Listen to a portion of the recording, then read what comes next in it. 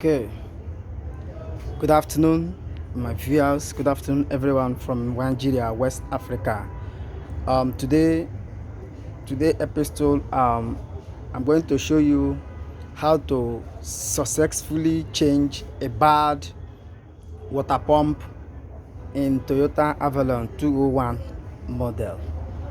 Okay, this is the vehicle. This is the vehicle incomplete. But first of all, this is what you do: removing or changing the bad, removing the bad water pump.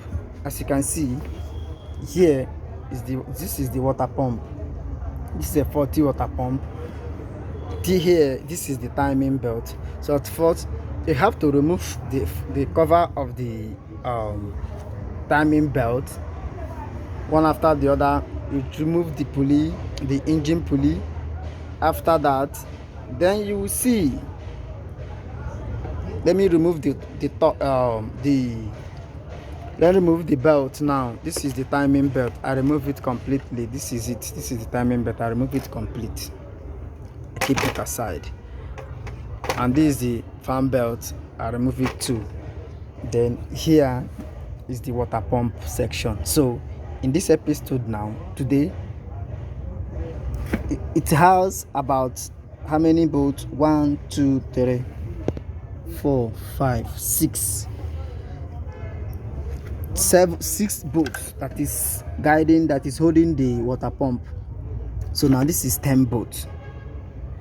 This is 10 knots. Here is the 10, another 10 bolts. Here, unfortunately, here is another one. Here is another 10 bolts too. Here, so that I make use of my 10 sockets. This is a 10 socket spanner. Then I put it in here. Can you see it? Let me show you for a better clarification. This is